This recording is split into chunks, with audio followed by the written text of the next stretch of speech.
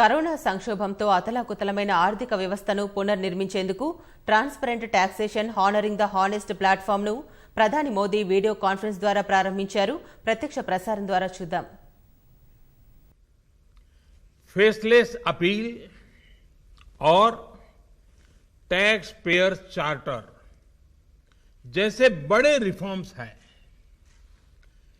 Faceless assessment और tax payers charter आज से ही लागू हो गए हैं, जबकि फेसलेस अपील की सुविधा 25 सितंबर यानी दीनदयाल उपाध्याय जी के जन्मदिन से पूरे देश भर में नागरिकों के लिए उपलब्ध हो जाएगी.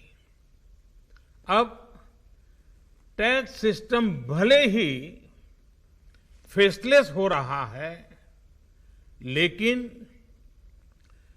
टैक्स पेयर को ये फेयरनेस और फियरलेसनेस का विश्वास देने वाला है. ये सभी टैक्स पेयर्स को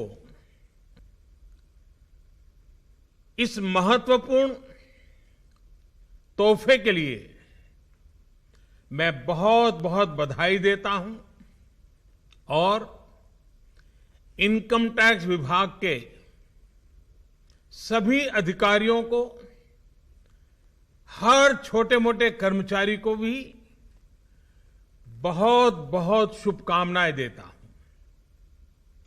साथियों, बीते 6 वर्ष में हमारा फोकस रहा है banking the unbank, securing the unsecured और फंडिंग द अनफंडेड. आज एक तरह से एक नई यात्रा शुरू हो रही है. ऑनरिंग द ऑनेस्ट, ईमानदार का सम्मान.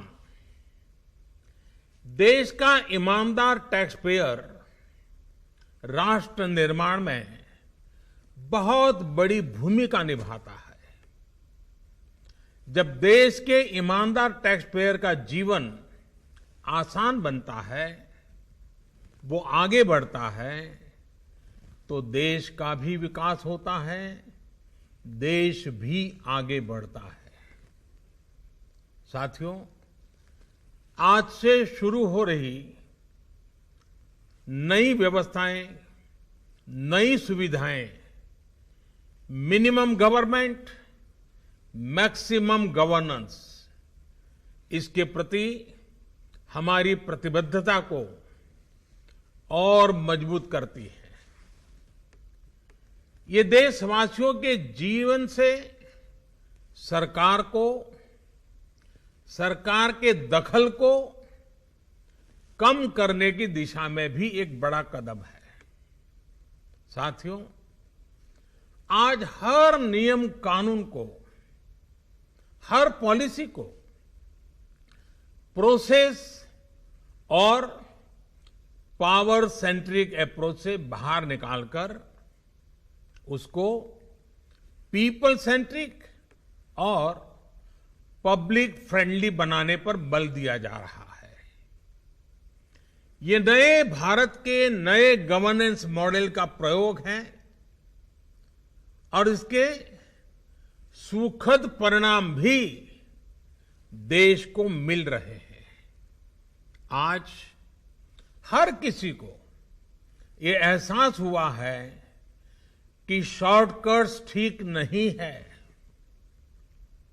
और हमारे यहां तो रेलवे स्टेशन पे लिखा जाता है, shortcut will you cut you short. गलत तौर तरीके अपनाना सही नहीं है. वो दौर अब पीछे चला गया है. अब देश में माहौल इस ओर आगे बढ़ रहा है कि कर्तव्य भाव को सर्वोपरि रखते हुए सारे काम होने चाहिए. सवाल ये है कि ये बदलाव आखिर कैसे आ रहा है। क्या ये सिर्फ सख्ती से आया है? क्या ये सिर्फ सजा देने से आया है? जी नहीं, बिल्कुल नहीं। इसके अगर मोटे मोटे तौर पर मैं कहूं तो 4 बड़े कारण हैं। पहला, पॉलिसी ड्रिवन गवर्नेंस। जब पॉलिसी स्पष्ट होती है तो ग्रे एरियाज मिनिमम हो जाते हैं और इस कारण व्यापार में, बिजनेस में और सरकार के और निर्णयों में भी डिस्क्रिशन की गुंजाइश कम हो जाती है। दूसरा, सामान्य जन की ईमानदारी पर विश्वास। तीसरा, सरकारी सिस्टम में ह्यूमन इंटरफेस को सीमित करके टेक्नोलॉजी का बड़े स्तर पर उपयोग। आज सरकारी खरीद हो, सरकारी टेंडर हो या सरकारी सेवाओं की डिलीवरी, सब जगह टैग इंटरफेस सर्विस दे रहे हैं। और चौथा, हमारी जो सरकारी मशीनरी है, जो ब्यूरोक्रेसी है, उसमें एफिशिएंसी, इंटीग्रिटी और सेंसिटिविटी के गुणों को रिवॉर्ड किया जा रहा है, पुरस्कृत किया जा रहा है। साथियों, एक दौर था जब हमारे यहां रिफॉर्म्स की बहुत बातें होती थी। कभी मजबूरी में कुछ फैसले लिए जाते थे, कभी दबाव में कुछ फैसले हो जाते थे, तो उन्हें रिफॉर्म कह दिया जाता था। इस कारण इच्छित परिणाम नहीं मिलते थे। अब ये सोच और अप्रोच दोनों बदल गई है। हमारे लिए रिफॉर्म का मतलब है रिफॉर्म नीति आधारित हो, टुकड़ों में नहीं हो, होलिस्टिक हो और एक रिफॉर्म दूसरे रिफॉर्म का आधार बने, नए रिफॉर्म का मार्ग बनाए। और ऐसा भी नहीं है कि एक बार रिफॉर्म करके रुक गए। ये निरंतर सतत चलने वाली प्रक्रिया है। बीते कुछ वर्षों में देश में 1,500 से ज्यादा कानूनों को समाप्त किया गया है। ईज ऑफ डूइंग बिजनेस की रैंकिंग में भारत आज से कुछ साल पहले 134वें नंबर पर था। आज भारत की रैंकिंग 63 है। रैंकिंग में इतने बड़े बदलाव के पीछे अनेकों रिफॉर्म्स हैं, अनेकों नियमों कानूनों में बड़े परिवर्तन है। रिफॉर्म्स के प्रति भारत की इसी प्रतिबद्धता को देखकर विदेशी निवेशकों का विश्वास भी भारत पर लगातार बढ़ रहा है। कोरोना के इस संकट के समय भी भारत में रिकॉर्ड एफडीआई का आना इसी का उदाहरण है। साथियों, भारत के टैक्स सिस्टम में फंडामेंटल और स्ट्रक्चरल रिफॉर्म्स की जरूरत इसलिए थी क्योंकि हमारा आज का ये सिस्टम गुलामी के कालखंड में बना और फिर धीरे धीरे इवॉल्व हुआ। आजादी के बाद इसमें यहां वहां थोड़े बहुत परिवर्तन किए गए, लेकिन लार्जली सिस्टम का कैरेक्टर, उसकी चाल चलन वही रहा। परिणाम यह हुआ कि जो टैक्स पेयर राष्ट्र निर्माण का एक मजबूत पिलर है, जो देश को गरीबी से बाहर निकालने के लिए योगदान दे रहा है, उसको कटघरे में खड़ा किया जाने लगा। इनकम टैक्स का नोटिस फरमान की तरह बन गया। देश के साथ छल करने वाले कुछ मुट्ठी भर लोगों की पहचान के लिए बहुत से लोगों को अनावश्यक परेशानी से गुजरना पड़ा। कहां तो टैक्स देने वालों की संख्या में गर्व के साथ विस्तार होना चाहिए था और कहां गठजोड़ की सांठगांठ की व्यवस्था बन गई। इस विसंगति के बीच ब्लैक और व्हाइट का उद्योग भी फलता फूलता गया। इस व्यवस्था ने ईमानदारी से व्यापार कारोबार करने वालों को, रोजगार देने वालों को और देश की युवा शक्ति की आकांक्षाओं को प्रोत्साहित करने के बजाय कुचलने का काम किया। साथियों, जहां कॉम्प्लेक्सिटी होती है वहां कंप्लायंस भी मुश्किल होता है।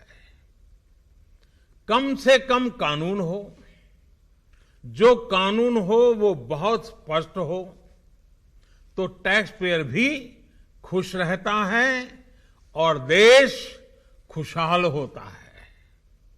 बीते कुछ समय से यही काम करने की दिशा में एक के बाद एक कदम उठाए जा रहे हैं। अब जैसे दर्जनों टैक्सेस की जगह जीएसटी आ गया, रिटर्न से लेकर रिफंड की व्यवस्था को पूरी तरह से ऑनलाइन किया गया। जो नया स्लैब सिस्टम आया है उसमें बेवजह के कागजों और दस्तावेजों को जुटाने की मजबूरी से मुक्ति मिल गई है। यही नहीं, पहले 10 लाख रुपए से ऊपर के विवादों को लेकर सरकार हाई कोर्ट और सुप्रीम कोर्ट पहुंच जाती थी। अब हाई कोर्ट में 1 करोड़ रुपए तक के और सुप्रीम कोर्ट में 2 करोड़ रुपए तक के केस की सीमा तय की गई है। विवाद से विश्वास जैसी योजना से कोशिश ये है कि ज्यादातर मामले कोर्ट से बाहर ही सुलझ जाए। इसी का नतीजा है कि बहुत कम समय में ही करीब 3 लाख मामलों को सुलझाया जा चुका है। साथियों, प्रक्रियाओं की जटिलताओं के साथ साथ देश में टैक्स भी कम किया गया है। 5 लाख रुपए की आय पर अब टैक्स 0 है। बाकी स्लैब में भी टैक्स कम हुआ है। कॉरपोरेट टैक्स के मामले में हम दुनिया में सबसे कम टैक्स लेने वाले देशों में से एक हैं।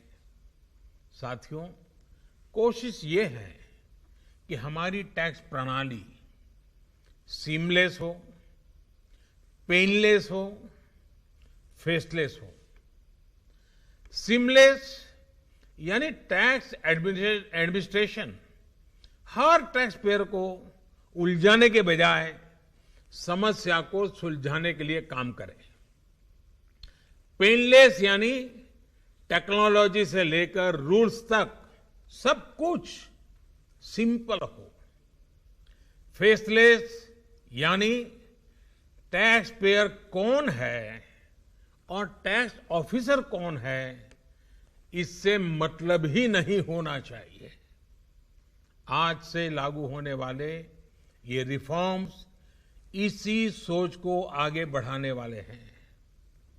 साथियों, अभी तक तो होता यह है कि जिस शहर में हम रहते हैं उसी शहर का टैक्स डिपार्टमेंट हमारी टैक्स से जुड़ी सभी बातों को हैंडल करता है। स्क्रूटिनी हो, नोटिस हो, सर्वे हो या फिर जब्ती हो, इसमें उसी शहर के इनकम टैक्स डिपार्टमेंट की आयकर अधिकारी की मुख्य भूमिका रहती है। अब ये भूमिका एक प्रकार से खत्म हो गई है। अब इसको टेक्नोलॉजी की मदद से बदल दिया गया है। अब स्क्रूटिनी के मामलों को देश के किसी भी क्षेत्र में किसी भी अधिकारी के पास रैंडम तरीके से आवंटित किया जाएगा। अब जैसे मुंबई के किसी टैक्स पेयर का रिटर्न से जुड़ा कोई मामला सामने आता है, तब इसकी छानबीन का जिम्मा मुंबई के अधिकारी के पास नहीं जाएगा, बल्कि संभव है कि वो चेन्नई चला जाए, गुवाहाटी चला जाए, रायपुर चला जाए, अहमदाबाद चला जाए, वो फेसलेस टीम के पास जा सकता है और वहां से भी जो आदेश निकलेगा उसका रिव्यू किसी दूसरे शहर, कहीं जयपुर हो जाएगा, बेंगलुरु हो जाएगा, चेन्नई हो जाएगा, कोची हो जाएगा, वहां की टीम करेगी। अब फेसलेस टीम कौन सी होगी, इसमें कौन होगा, ये भी कंप्यूटर रैंडमली तय करेगा।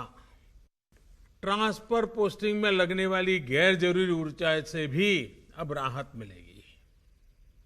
इसी तरह टैक्स से जुड़े मामलों की जांच के साथ साथ अपील भी अब फेसलेस होगी।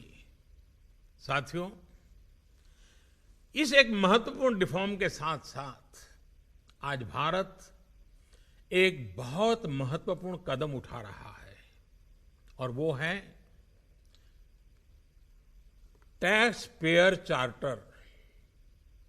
ये टैक्स पेयर चार्टर भी देश की विकास यात्रा में बहुत बड़ा कदम है और टैक्स पेयर के लिए